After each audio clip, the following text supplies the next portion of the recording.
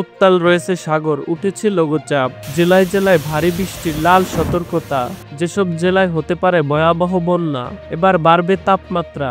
এছাড়াও বাংলার যেসব জেলায় হতে পারে ভারী থেকে অতি ভারী বর্ষণ, কবে থেকে কমবে চলমান বৃষ্টি এবং বন্যার সর্বশেষ পরিস্থিতি জানতে না টেনে সম্পূর্ণ ভিডিওটি দেখুন। আসসালামু আলাইকুম প্রিয় দর্শক, সবাইকে আমন্ত্রণ জানাচ্ছি এই মুহূর্তে পাওয়া আবহাওয়ার গুরুত্বপূর্ণ নতুন আপডেটে। সবার আগে আবহাওয়ার সঠিক খবর পেতে আমাদের চ্যানেলটি সাবস্ক্রাইব করে রাখুন এবং কে কোন জেলা থেকে দেখছেন অবশ্যই কমেন্ট করে জানিয়ে দিন।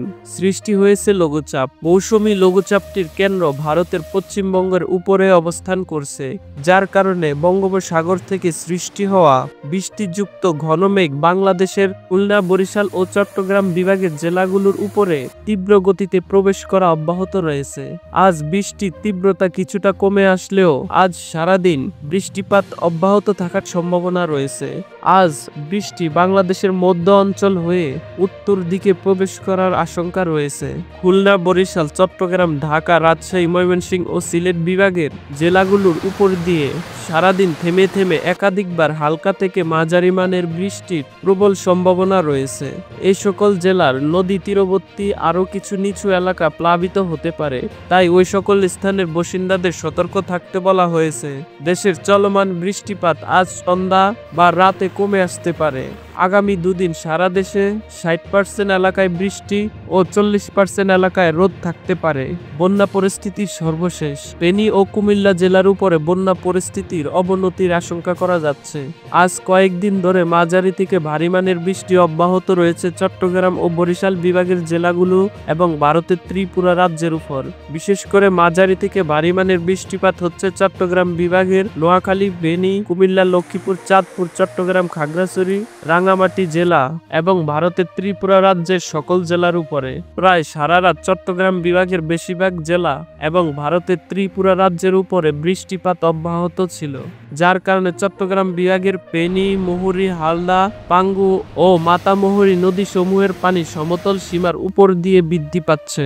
এছাড়া ত্রিপুরা রাজ্যের পাহাড়ি এলাকা থেকে বৃষ্টির পানি নেমে এসে নদ নদীতে যুক্ত হচ্ছে, যার কারণে ইতিমধ্যে ফেনীতে বন্যা পরিস্থিতি সৃষ্টি হয়েছে এবং একটানা অতিবৃষ্টির কারণে প্লাবিত হওয়া ফেনী জেলা এবং কুমিল্লা জেলার বন্যা পরিস্থিতি অবনতির প্রবল আশঙ্কা করা যাচ্ছে।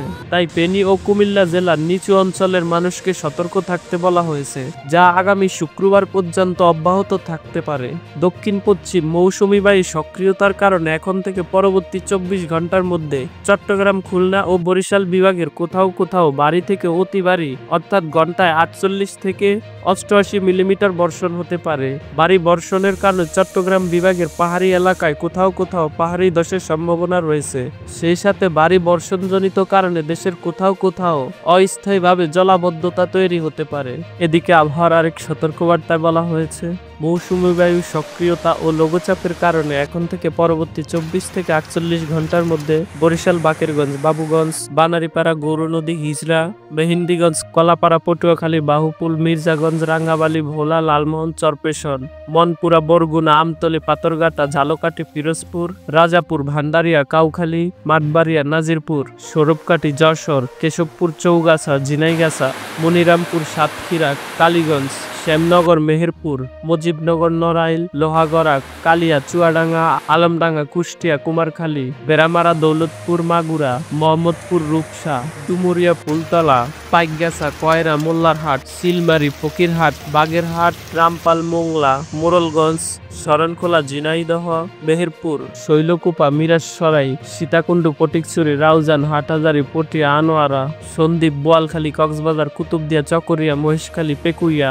টেকনাফ, দাউদকান্দি, চট্টগ্রাম, লাকসাম, কোম্পানিগঞ্জ, নোয়াখালী, সেনবাগ, সোনাইমুড়ি, বেগমগঞ্জ, হাতিয়া, সুবর্ণচর, ফেনী, দাগনভূঞা, ছাগলনাইয়া, সোনাগাছি, পরশুরাম, ফুলগাজী, রামগঞ্জ, রামগতি, রায়পুর, লক্ষ্মীপুর, ব্রাহ্মণবাড়িয়া, ঢাকা, গাজীপুর, নারায়ণগঞ্জ, নরসিংদী, মুন্সিগঞ্জ, মানিকগঞ্জ, টাঙ্গাইল, ফরিদপুর, মাদারীপুর, শরীয়তপুর, রাজবাড়ী, গোপালগঞ্জ, কিশোরগঞ্জ, সিলেট, সুনামগঞ্জ, হবিগঞ্জ, মৌলভীবাজার, ময়মনসিংহ, জামালপুর, শেরপুর, নেত্রকোনা, রংপুর, দিনাজপুর, গাইবান্ধা, কুড়িগ্রাম, লালমনিরহাট, নীলফামারী, পঞ্চগড়, ঠাকুরগাঁও, রাজশাহী, চাঁপাইনবাবগঞ্জ, নাটোর, নওগাঁ, জয়পুরহাট ও সিরাজগঞ্জ সহ এই সকল জায়গায় কোথাও মাঝারি আবার কোথাও ভারী ধরনের খন্ড খন্ড আকারে বৃষ্টি অথবা বজ্রসহ বৃষ্টি হতে পারে। সামুদ্রিক আবহাওয়া, উত্তর বঙ্গোপসাগরে গভীর সঞ্চয়নশীল মেঘ তৈরি হচ্ছে। মৌসুমী বায়ুর প্রভাবে মৌসুমী বায়ু প্রবাহিত হচ্ছে ঘন্টায় 40 থেকে 45 কিলোমিটার। এ অবস্থায় স্থানভেদে 4 থেকে 5 ফুট এর চেয়েও বেশি অধিক ঢেউ হচ্ছে, যা ছোট মাছ ধরার নৌকা ও ট্রলারের জন্য অত্যন্ত ঝুঁকিপূর্ণ।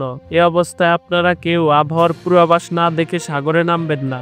এ অবস্থায় চট্টগ্রাম, কক্সবাজার, মোংলা ও পায়রা সমুদ্রবন্দর সমূহকে 3 নম্বর স্থানীয় সতর্ক সংকেত দেখিয়ে যেতে বলা হয়েছে। এছাড়াও দেশের অভ্যন্তরীণ নদী বন্দর সমূহের জন্য 1 নম্বর সতর্ক সংকেত জারি করা হয়েছে।